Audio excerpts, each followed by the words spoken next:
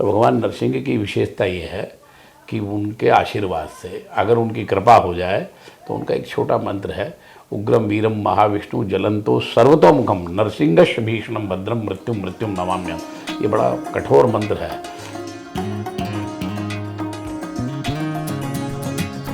नमस्ते, भारत एक खोज के आज के इस एपिसोड में आप सभी का स्वागत है। आज हमारे साथ चर्चा करने के लिए मौजूद हैं आचार्य सुभेश जी। सुभेश जी ज्योतिष के बहुत अच्छे जानकार हैं, तो आज ज्योतिष से बहुत सारी चीज़ें जो जुड़ी हुई हैं आप सभी के सामने लेकर आएंगे। सुभेश जी बहुत बहुत स्वागत है आपका। नमस्कार। सुभेश जी, सबसे पहली बात, इस आधुनिक युग के अंदर लोग पढ़ाई करते हैं, इंजीनियर बनना चाहते हैं, डॉक्टर बनना चाहते हैं। सुभेश जी की पढ़ाई हुई और उन्होंने इस फील्ड को चुना कि वो एस्ट्रोलॉजी कर रहे हैं। वही इंजीनियर जो बनते हैं वो भी पूछते हैं हम लोग क्या बनेंगे। यही तो ज्योतिष की विशेषता है। एक इंजीनियर, एक डॉक्टर, एक साइंटिस्ट, एक व्यापारी, सभी लोग आकर के तो पूछते हैं कि भाई हम क्या बनेंगे जीवन में। ये बताने की शक्ति अगर किसी में है तो हमारे वेद के चक्षु में है।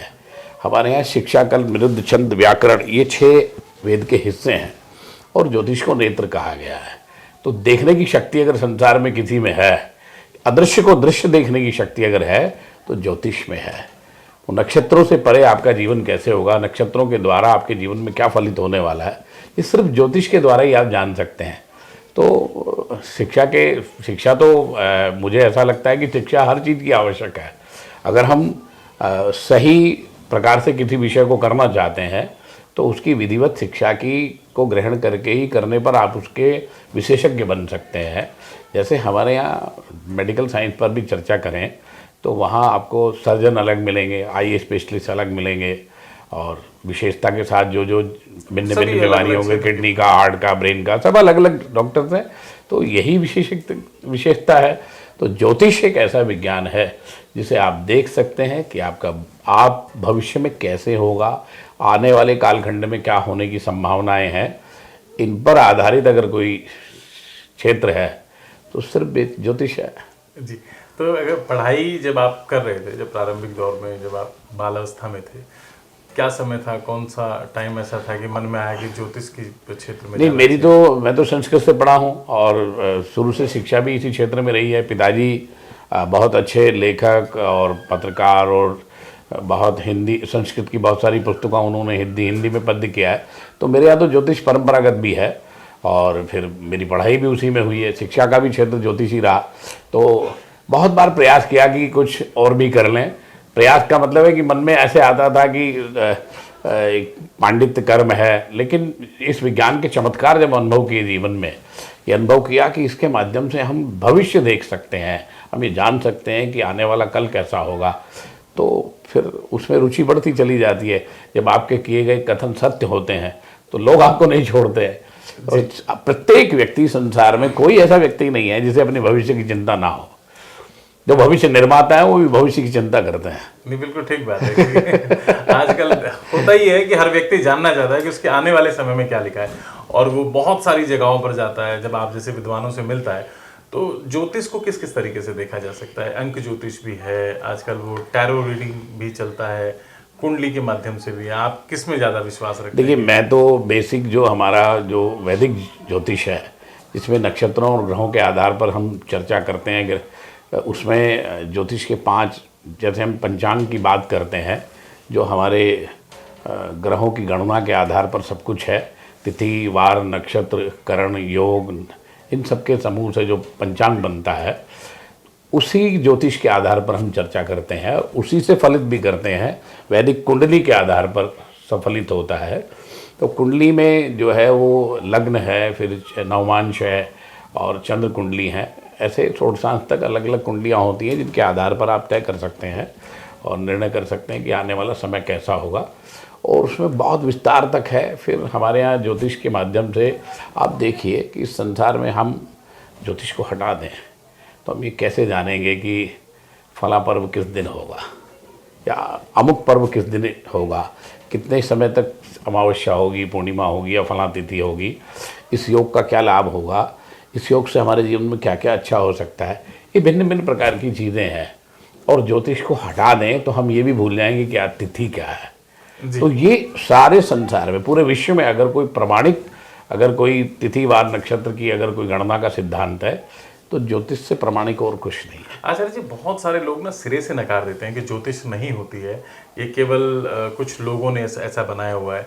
वो लोग कहते हैं कि जब हम चांद पर पहुंच गए हैं, वो चांद जहां पर अभी विक्रम लैंडर वहां पर पहुंचा, और भी ग्रहों पर जाने की बात होती है, तो वो ग्रह व्यक्ति के जीवन में क्या प्रभाव डाल सकते हैं? वो तो एक प्लेनेट है, जैसे ये धरती है। तो हमारे यहाँ तो ऋषि पहले सब लोगों की यात्रा करते थे, चंद्रलोक, मंगल योग, शुक्रलोक, सब यात्राएं करते थे ग्रह।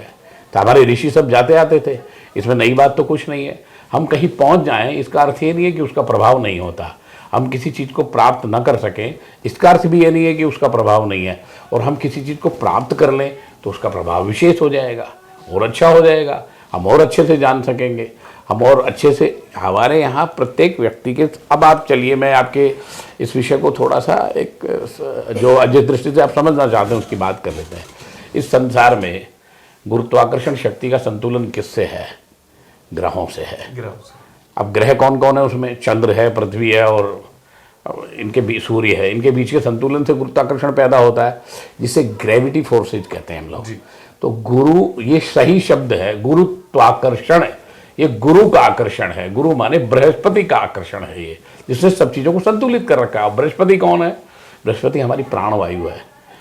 हमारे संसार में बृहस्पति को जो एक नाम है वह जीव। जीव का अर्थ है संसार में प्राणी मात्र के लिए जीव शब्द प्रयोग किया गया है, और मनुष्य में प्राणों के लिए प्रयोग किया गया है। बृहस्पति को ऑक्सीजन माना गया है। इस संसार में से अगर हम बृहस्पति हटा दें, जीव हटा दें, गुरुत्वाकर्षण हटा दें, 10 सेकंड के लिए गुरुत्वाकर्षण शक्ति को हटा के देखिए, संतुलित करिए, हम सारे लोग आसमान में जाके चिपक जाएंगे, सब नष्ट हो जाएगा। तो ये संतुलन किससे है? ये भी तो ग्रहों से है। ये ग्रहों का ही तो संतुलन है। और इस संसार में आप सूर्य को ग्रह मानते हैं, चंद्रमा को ग्रह मानते हैं, विज्ञान भी मानता है। तो दोनों को छोड़ दीजिए, उसके बाद सबसे बात करते हैं, हमें दे दीजिए हमारे ग्रह लाइए, इसके बाद अलग से विषय। तो हम किसी चीज़ को नहीं माने, इसका अर्थ ये नहीं है कि वो नहीं है। कोई वस्तु हमने नहीं देखी, इसका अर्थ ये नहीं है कि वो दुनिया में 200 के करीब से ज़्यादा देश हैं, तो जिन देशों में हम नहीं गए हैं वो देश नहीं है क्या? या आपने अपनी पीढ़ी के 3 पीढ़ी पहले के बाबा को देखा और उससे पहले की पीढ़ी को नहीं देखा, इसका अर्थ ये नहीं है कि वो नहीं थे। इसका अर्थ नहीं है हमने नहीं देखा इसलिए हमें उसके बारे में सटीकता से नहीं मालूम है। तो जो लोग नहीं मानते हैं उसके लिए कोई उत्तर नहीं है। बहुत सारे लोग आयुर्वेद पर विश्वास करते हैं, कुछ लोग होम्योपैथी पर विश्वास करते हैं, कुछ लोग एलोपैथी पर विश्वास करते हैं, कुछ लोग कहीं किसी देवता के मंदिर में प्रणाम करके भी ठीक हो जाते हैं। तो सबके अपने अपने विश्वास की बात है, लेकिन ये प्रमाणिक शास्त्र है। वेद को जब हम मानते हैं, वेद तो अपौरुषेय है, ईश्वर द्वारा निर्मित है। किसने निर्मित किया ये भी वही जानते। तो मेरा यही इसमें भाव है कि जो नहीं हम मान रहे हैं उसका अर्थ ये नहीं कि वो नहीं है। अगर हम 4 वेदों की बात करते हैं, क्योंकि आपने अभी 2 बार 3 बार वेदों का नाम लिया, तो ये ज्योतिष कौन से वेद से आया है? किस वेद से ज्योतिष तो वेदों का ही अंग है। ज्योतिषम वेदानाम चक्षु, ये शिक्षा, कल्प, निरुद्ध, छंद, व्याकरण, सब वेदों में भिन्न भिन्न प्रकार की घटनाओं के वर्णन के साथ ज्योतिष है, और उनके अलग अलग सूत्र हैं। और जो हमारे पुराण है, नक्षत्र हैं, इन सब चीज़ों का वर्णन है पुराणों में। ये जो हम गणनाओं पर जो बात करते हैं कि पृथ्वी से चंद्रमा की दूरी कितनी है, पृथ्वी से सूर्य की दूरी कितनी है, ये हमारे पुराणों में वर्णित है, इसका पूरा विस्तार से वर्णित है। और कहाँ कहाँ किस किस प्रकार के कालखंड में क्या क्या हुआ है, इस पूरा विज्ञान है। अब आप विचार करें कि संसार में कोई विधि ऐसी है जिससे बता सकें कि 100 साल बाद सूर्य ग्रहण होगा? सिर्फ ज्योतिष के अलावा कोई और सूत्र है ही नहीं आपके पास। ज्योतिषीय गणित के अलावा संसार में कोई सूत्र ऐसा नहीं है जिससे आप ये तय कर सकें कि फला दिन जो है वो सूर्य ग्रहण होगा, अमुक समय पर होगा, इतने बज के इतने मिनट इतने सेकंड पर समाप्त हो जाएगा, और हो जाता है। आप सब खुली आंखों से देखते हैं, और खुली आंखों से देखते हैं। उसका गणित अगर कहीं है तो प्रमाणिक गणित हमारे पास है, और वो वैदिक गणित है। आचार्य जी, ग्रहण को लेकर आज भी नहीं, आज से 100 साल पहले भी, आज के 1000 वर्ष पहले क्या क्या घटनाएं, कहाँ कहाँ कौन कौन नक्षत्र था, ये भी हो पूर्ण प्रमाणिकता है। तो और कोई सूत्र मुझे बताइए किसी और के पास है? नासा भी हम इस वैदिक गणित के माध्यम से ही उसको तय करता है। तो सब ये कहने से बात नहीं होती कि ये नहीं होता। अगर नहीं होता तो इसकी चर्चा भी नहीं होती। इस संसार में अकल्पनीय कुछ नहीं है। आप एक नई वस्तु का नाम सोच करके बता दीजिए। आम का नाम आप क्या सोच सकते हैं? किसी अन्न का नया नाम सोच के बता दीजिए, किसी वस्तु का नया नाम निर्माण करके बता दीजिए, मैं मान लूंगा कि हाँ हम नया निर्माण कर सकते हैं। हम नया कुछ कर ही नहीं सकते, सब पुरातन का ही है। उसी में से छांट छांट करके, शोध कर करके, उसी में से जांच करके, उसी को पढ़ करके, आज तक कोई साहित्य अगर लिखित में है तो वेद हैं, पुराण हैं, उपनिषद हैं, ब्राह्मण ग्रंथ हैं, यही सब तो है। इन्हीं के आधार पर हम पढ़ पढ़ करके नया लिखते हैं। तो नया हम कुछ नहीं लिख सकते, पुराने में से ही पढ़ करके नया लिखा जाएगा। बिल्कुल ठीक बात है। शब्द बदल नहीं सकते, नए शब्द का निर्माण नहीं कर सकते। अपभ्रंश तो हुआ है शब्दों का, इसमें तो कोई शक नहीं है कि कहीं कहीं ऐसी, जैसे बैलगाड़ी थी तो बैलगाड़ी समाप्त हो गई तो उसके कई शब्द भी कम हो गए जी। तो ऐसे ही समय के साथ आवश्यकता चीजें के बदलती गई, आवश्यकता के नाम भी साथ। बदलते तो अब पहले रथ थे और अब गाड़ियां हो गई हैं, अब वही उसकी संज्ञा में है। जी। अब तो पहले तो बैलगाड़ी से लोग चलते थे, घोड़ा गाड़ी से चलते थे, ऊंट गाड़ी से भी चलते थे, और बर्फीले प्रदेशों में चले चले जाएं तो एस्किमो जो डॉग होते थे उनके भेड़ियों की गाड़ी से भी लोग चलते थे। तो जहाँ जिस चीज़ की आवश्यकता थी उस पर तो ग्रहण का जहाँ तक प्रश्न है, सटीक विज्ञान है, सटीक चीज़ें हैं, उसके फलित में ऊपर नीचे होता है, वो आपका अपना अपना निर्णय है। 4 लोग एक विषय के ज्ञाता हो जाएं तो इसका अर्थ ये नहीं है कि चारों ने ठीक नहीं सीखा है, उनके काम करने का तरीका अलग हो सकता है। इसलिए सब तरीके के लोग संसार में हैं। न पूर्ण प्रमाणिक तो अगर कुछ बात करेंगे तो ईश्वर के अलावा कुछ नहीं है जी। बाकी तो सब व्यवस्थाएं जुड़ी हुई हैं। ग्रहण से संबंधित सवाल ये था कि लोगों में बड़ी भ्रांति है, लोग जानना भी चाहते हैं आखिर ये ग्रहण व्यक्ति विशेष पर क्या प्रभाव डालता है? जातियों पर जो ग्रह हैं उसका प्रभाव जातक पर क्या पड़ता है, राशियों पर क्या पड़ता है, व्यक्ति विशेष पर क्या पड़ता है? अब इसका अर्थ ये है कि इस संसार में 800 करोड़ लोग हैं लगभग जी। और कौन कहाँ पैदा हुआ है वो भी अलग है, लेकिन फिर भी सबका भाग्य एक नहीं है, सारे लोग एक जैसे नहीं हैं। और विशेषता ये देखें कि उस ईश्वर की जो संरचना है उसमें मनुष्य एक जैसी शक्लों के भी नहीं है। एक पिता से पैदा होने वाले संतानों की भी शक्लें अलग होती हैं। इतना बड़ा विज्ञान है ये प्रारब्ध संबंध है। आप हमारे यहाँ पुनर्जन्म का सिद्धांत है कि आप पूर्वजन्म में क्या करके आए हैं, इस पर बहुत बड़ा एक विज्ञान है पूरा। आप किस क्षेत्र में, कहाँ आपका जन्म हुआ, किस कालखंड में जन्म हुआ, किस किस प्रकार के लोग आपको मिले, आपके माता पिता पूर्वज कहाँ थे, इन सब के आधार पर आपका जीवन तय होता है। और एक ही पिता से पैदा संतानें अलग अलग विषयों पर काम करती हैं। जैसे एक सामान्य कहावत है कि 5 उंगलियां बराबर नहीं होती। तो फिर एक पिता ये चाहता है कि डॉक्टर बन जाए मेरा बेटा, फिर भी नहीं बन पाता क्योंकि उसकी रुचि नहीं है, क्योंकि उसकी प्लेनेटरी पोजीशन उसके साथ नहीं है। आपने ग्रहण का जो प्रश्न किया तो वो संक्रमण काल है, प्रकृति का एक संक्रमण काल है। विज्ञान भी मानता है कि उस समय कुछ इस प्रकार की गैसों का निर्माण होता है जैसे सूर्य की सीधी किरणें हमें प्राप्त हो रही हैं और वो ठीक से प्राप्त नहीं हो, तो ठीक से प्राप्त नहीं होंगी तो संक्रमण काल हो गया। वर्षा होगी या बादल हो जाएगा, हमें धूप चाहिए और धूप नहीं मिल रही है तो उसको ही संक्रमण काल कहा गया है। तो उस समय कुछ इस प्रकार की गैसों का निर्माण होता है जो प्रकृति के लिए इस प्रकार की किरणें होती हैं जो सीधे नहीं आकर के थोड़ा इधर उधर से आती हैं, थोड़ा ठीक एंगल से नहीं आती हैं, तो वो दूषित किरणें हो जाती हैं और वही मनुष्य को नुकसान करती हैं। अब जहाँ तक अब इसमें एक और अर्थ है कि आप जैसे हम ऐसे बैठे हुए हैं तो इस लाइट को हम सीधे नहीं देख सकते जी। वो लाइट वहाँ जो व्यक्ति खड़ा है वो आपके एक हिस्से को देख रहा है और इस हिस्से को नहीं देख पा रहा है, तो जो सीधा हिस्सा दिख रहा है उस पर ज़्यादा प्रभाव होगा। तो सीधे हिस्से का अर्थ है कि सौर मंडल में किस राशि में चंद्रमा है, किस राशि में सूर्य है, किस राशि में अन्य अन्य ग्रह हैं, बृहस्पति हैं, देवगुरु बृहस्पति हैं, शुक्र देव हैं, शनि हैं, ऐसे अलग अलग ग्रह जहाँ पर हैं तो जो जिसके सामने है, जो जिसके दृष्टिगत संबंध पर कहाँ पर है, कितने डिग्री पर, जिसे हम डिग्री शब्द भी कह देते हैं, तो उसको कितनी रश्मियाँ प्राप्त हो रही हैं उसके आधार पर तय होता है कि आपको उसका फलित कैसे मिलेगा। और इसलिए उसका फलित भी अलग अलग है। इधर वाले हिस्से अगर कोई पानी गिराए तो आपके इस हिस्से में पहले गिरेगा, इसमें बाद में गिरेगा। जैसे छतरी लेके चले तो छतरी में 2 लोग हों तो जो अंदर का हिस्सा होगा वो नहीं भीगेगा, बाहर का हिस्सा भीगेगा। ठीक वही सिद्धांत है कि जो जहाँ जिसके प्रभाव में जितनी देर आया उन रश्मियों के प्रभाव में जो जहाँ सीधी राशियाँ आ रही हैं सौरमंडल के आधार पर, और सूर्य जैसे एक वर्ष में 12 राशियाँ बदलते हैं, चंद्रमा 2.25 दिन से 2.5 दिन में बदल जाते हैं, ऐसे ही बुध मंगल आदि ग्रह 40 दिन के, और इनका कालखंड कभी कभी इनका कालखंड ज़्यादा भी होता है जब ये अतिचारी होते हैं। ऐसे 12 महीने से लेकर के 13 महीने में देवगुरु बृहस्पति बदलते हैं। कभी कभी वो अतिचारी और अंशों के घटने बढ़ने से उनका कालखंड थोड़ा बहुत ऊपर नीचे भी होता है। ऐसे ही शनि की 7.5 का संबंध है, 30 वर्षों का उसका परिभ्रमण है, तो 30 वर्ष में वो सब राशियों पर संचार करते हुए चलते हैं। तो जो ग्रहण होता है उस समय कौन सी राशि में है सूर्य, कौन सी राशि में चंद्रमा है, अगर सूर्य हैं तो सूर्य जिस राशि से के शत्रु हैं, मित्र हैं या सम हैं, सिद्धांत है हमारे पास, कौन सी राशि का ग्रह मित्र राशि में है कि शत्रु में है कि सम राशि में है, उसी के आधार पर उसका फलित होता है। तो अभी जो ग्रहणों को लेकर के सोचते हैं कि उसका कोई भ्रम नहीं है, वो निश्चित रूप से संक्रमण काल होता है। और उस समय आप और एक विचार करिए, ग्रहण कब होता है?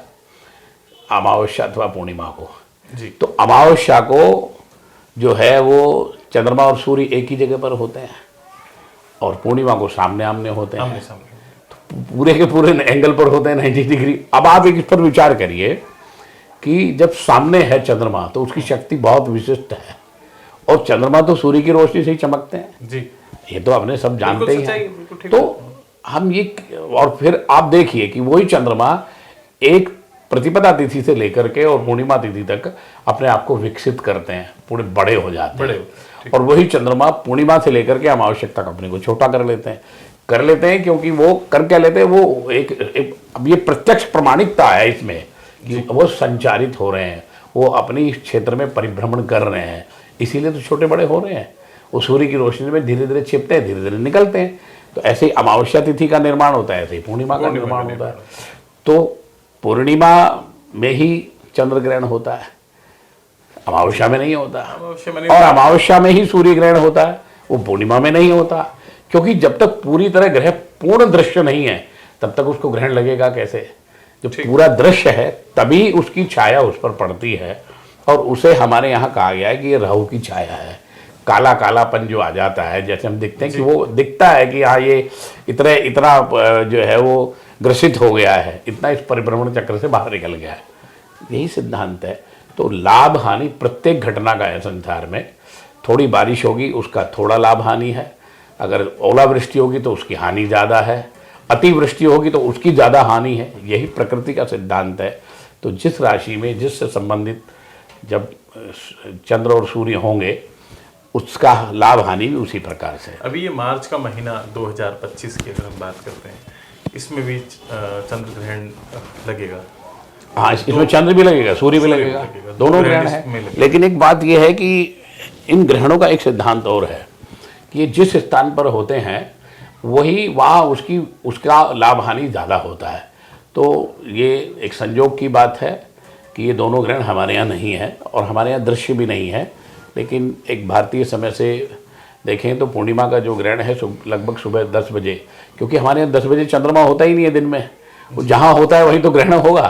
तो मध्यवर्ती देशों कनाडा और ब्रिटेन और बल्गारिया आदि देशों में है वो।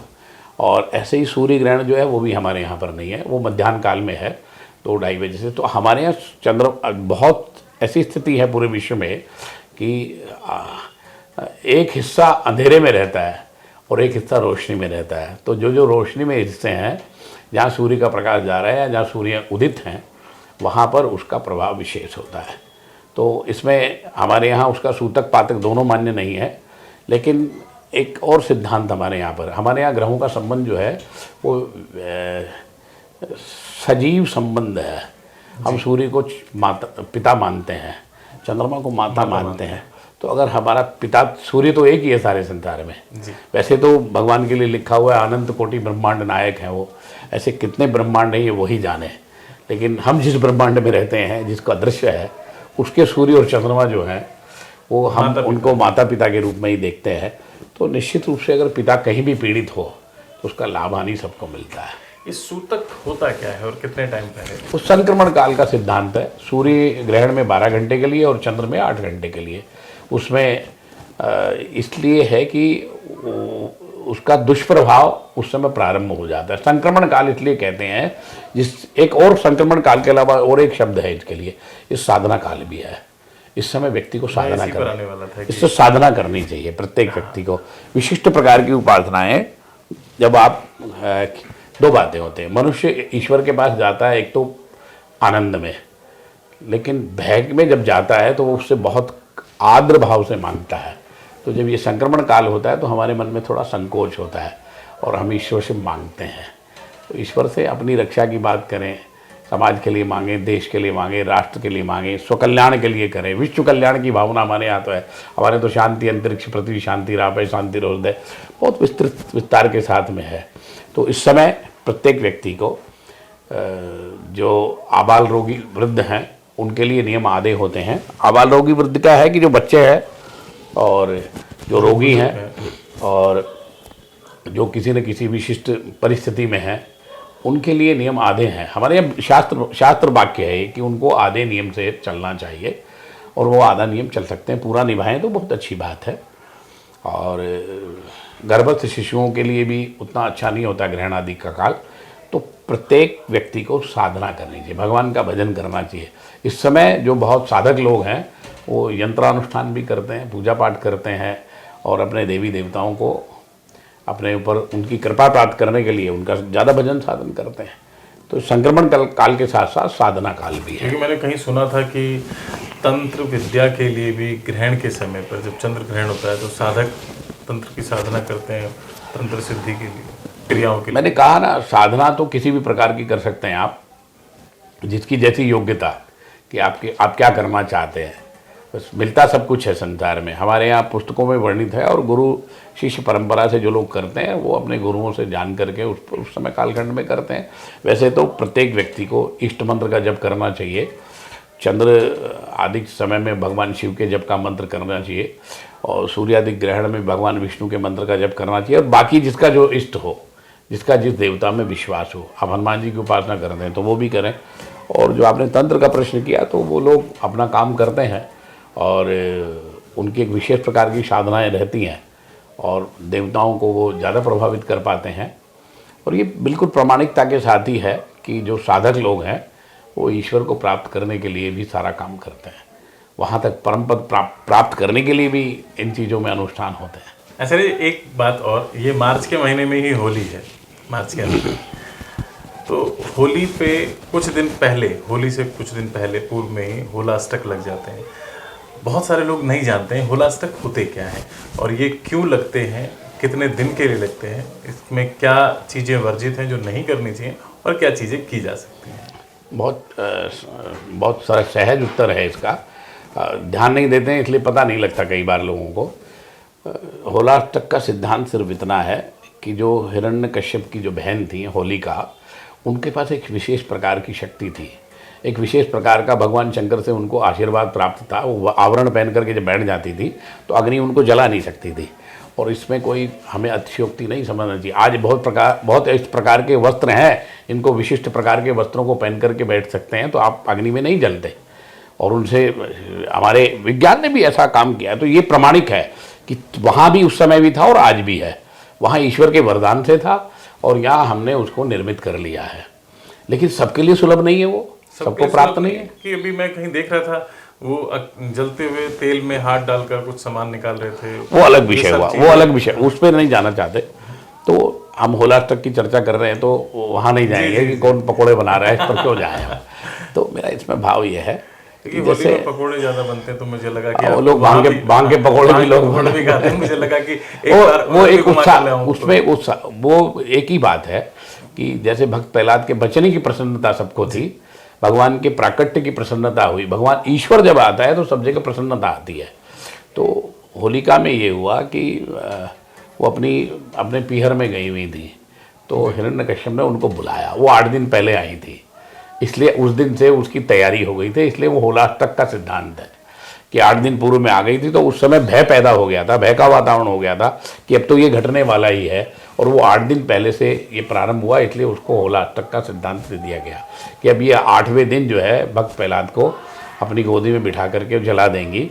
तो उस समय एक संक्रमण जैसा काल होता है एक भय काल होता है कि लगता है आपको पता लग जाए कि इस दिन ये सब होने वाला है, आप ईश्वर के प्रति ज़्यादा आसक्त हो जाते हैं और भगवान से प्रार्थना करते हैं कि हे ईश्वर इनकी रक्षा कर। तो इस समय नारायण मंत्र का जप करें, भगवान नरसिंह देव की उपासना करें। जहाँ तक ये प्रश्न है तो यही उसका कारण है कि 8 दिन पहले वो आ गई थी, इसलिए होलाष्टक का नियम 8 दिन का है। और इसमें दोनों मान्यताएं हैं कि बहुत सारे सुदूरवर्ती क्षेत्रों में, ग्रामीण क्षेत्रों में पूर्णिमा को विवाह भी होते हैं, होली पर विवाहादिक कर्म भी होते हैं। और वो परंपरागत ढंग से जो चल रहा है उसको चल रहा है। पूर्णिमा का बड़ा महत्व है, फाल्गुनी पूर्णिमा का बड़ा महत्व है, तो उत्साह के रूप में भी है वो। रंग पंचमी और जो है होलिका में तो रंग का ही है ना, तो लेकिन वो प्रसन्नता भक्त प्रहलाद के बचने के बाद प्राप्त हुई। और आप देखिए जो लोग मैं एक और बात कहना चाहूँगा, बहुत सारे लोग लिख देते हैं अवतरण दिवस, प्राकट्य दिवस। अवतरण और प्राकट्य सिर्फ ईश्वर का होता है, मनुष्य का नहीं होता। मनुष्य तो गर्भ से पैदा होता है, जो योनि से पैदा हुआ उसका प्रकट नहीं होता, वो तो जन्म लेता है, उसको जन्म का। तो प्राकट्य सिर्फ ईश्वर का होता है। और प्रथम प्राकट्य अगर कोई ईश्वर का है तो भगवान नरसिंह देव हैं। वो निर्जीव वस्तुओं में से सजीव रूप में पैदा हुए हैं, खम्भ से पैदा हुए, न दिन में न शाम न सवेरे न ऐसे कालखंड में आए हैं। जो सब वरदान प्राप्त था ना, हिरण्यकश्यप को तो वरदान प्राप्त था कि मुझे कोई मार ना सके, न मनुष्य से मरूं न पशु से मरूं। उन्होंने सब बंदिश जो उसकी बुद्धि में आया होगा, उसने सब तरफ से रास्ते बंद करने के लिए उसने प्रथम वरदान ये मांगने की कोशिश की थी कि मेरी मृत्यु ना हो। तो कहा नहीं, मृत्यु तो सबकी होनी है, आप इसके बैरिकेड्स बना सकते हैं कि ऐसे ऐसे ना हो। तो ABC उन्होंने ढूंढ लिया। तो यही सिद्धांत है कि उसमें 8 दिन पूर्व में आ गई थी। तो दोनों तरीके की बातें हैं। कई जगह लोग उसका आनंद के रूप में करते हैं, एक उत्सव। हमें तो हम यही तो मानते हैं कि भक्त प्रहलाद बचे, जो भगवान नारायण के उपासक हैं, वो प्रसन्नता के साथ इस उत्सव को मनाते हैं।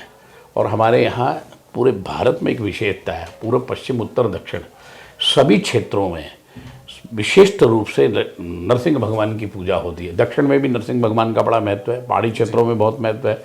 मध्य प्रदेश और राजस्थान आदि क्षेत्रों में खूब नरसिंह भगवान के मंदिर और उनकी उपासना साधना के लिए पूरी जो है उनके देवस्थान बने हुए हैं। और बहुत कई पीढ़ियों से जो है, हज़ारों लाखों वर्षों से लोग उनके अनुयायी हैं और भगवान नरसिंह की प्रार्थना करते हैं। तो भगवान नरसिंह की विशेषता ये है कि उनके आशीर्वाद से अगर उनकी कृपा हो जाए तो उनका एक छोटा मंत्र है, उग्रम वीरम महाविष्णु जलंतो सर्वतोमुखम नरसिंहश भीषणम भद्रम मृत्युम नमाम्यम। ये बड़ा कठोर मंत्र है। भगवान नरसिंह की साधना भी सहज नहीं है, क्योंकि थोड़े क्रूर देवता हैं और क्रोध में उनका अवतरण हुआ था और अपने भक्त को बचाने के लिए एक क्षण में आ गए थे वो जी, क्योंकि एक क्षण में तो प्राण निकल ही जाता है। हाँ, तो उनको शांत भी शायद प्रहलाद जी ने ही किया था, जब वो उनकी गोदी में आ गए तो उससे भी उनको, और उसकी अलग अलग कथाएं हैं। तो यही कारण है कि होलाष्टकों में थोड़ा जो है वो अन्य कार्यों को, क्योंकि होली को जलाने के लिए गोबर के कंडे बनाना और ये करना और उसको एक उत्सव के रूप में कि भाई होली का, ये तो अब हमें मालूम लग गया ना कि होलिका को ही जलना है, प्रहलाद को बचना है, इतना है जी। बिल्कुल। और जब मालूम नहीं था तो उस समय अलग स्थितियां नहीं होंगी, जब वो तनावपूर्ण वातावरण उस समय रहा, तो उस समय उत्साह नहीं रहा होगा, उस समय तो भय का वातावरण था। इसलिए भगवान की उपासना का ही सिद्धांत है। आज भी हमें भगवान की प्रार्थना ही करनी चाहिए और उपासना करनी चाहिए। नए प्रकार का अन्न, होली पर हमारे यहाँ नया अन्न फसल होती है। वो कितना प्राकृतिक संसाधन है, कितना प्रकृति ने जोड़ करके रखा है। हमारा जितना शास्त्र है, वेद है, विज्ञान है, हमारी भारतीय दर्शन का ये वांग्मय रूप है, ये पूर्ण रूप है प्रकृति। तो आप देखिए, हम प्रकृति को पूजते हैं। हम उस समय गौ के कंडों से, गाय का गोबर से उपले बना करके उनको जलाते हैं उसमें, और ऐसी भिन्न भिन्न प्रकार की वस्तुएं जलाते हैं। जो क्षेत्र में फिर ऋतु परिवर्तन होता है, तो ऋतु परिवर्तन में उसमें कपूर, लौंग और आदि और ये सब गोबर से जो यज्ञ, एक समूह में, एक इसे कह सकते हैं कि बड़ा सामूहिक यज्ञ जैसा है। तो हमारे यहाँ यज्ञ के माध्यम से औषधि संचरण भी होता था। औषधि का जो उस क्षेत्र में जब जहाँ उसकी सुगंध जाती थी तो वो उसको शुद्ध कर देता था। तो ये बड़ा विस्तृत विज्ञान है। भारतीय दर्शन में तो हम यहाँ से लेके वहाँ तक देख सकते हैं। यही एक भारतीय दर्शन की विशेषता है। हम इस लोक में रह करके उस लोक का चिंतन कर सकते हैं और हम इस लोक में रहते हुए उस लोक तक जाने का मार्ग भी तय कर सकते हैं। उसका सिद्धांत एक है कि हमें सत्कर्मी होना होगा, सदाचारी होना होगा और जो सही शब्दों में देखा जाए तो हमें अपने राष्ट्र के प्रति समर्पित होना होगा, ये हमारे यहाँ कामना की गई है। और उसके पूरे जो है व्यवस्थाएं भी की गई हैं उसकी, कि सुखी कैसे हों, इसके लिए भी पूरा विस्तृत विज्ञान है। जी, बहुत बहुत अच्छा लगा आपसे आज मुलाकात करके, आज आपसे चर्चा करके। बहुत बहुत धन्यवाद आचार्य जी आपका। आज हमारे साथ आचार्य जी ने बहुत अच्छे से बताया कि क्यों ग्रहण की परिस्थितियां बनती हैं और क्या क्या इसमें अनुष्ठान किया जा सकते हैं, किन मंत्रों का जाप किया जा सकता है, होली का अष्टक क्या होते हैं और कैसे होली के इस तनावपूर्ण वातावरण को सुखद वातावरण में भगवान के प्राकट्य होने से और प्रहलाद के बचने से मनाया गया। अगली मुलाकात किसी और शख्सियत के साथ, तब तक के लिए प्रणाम।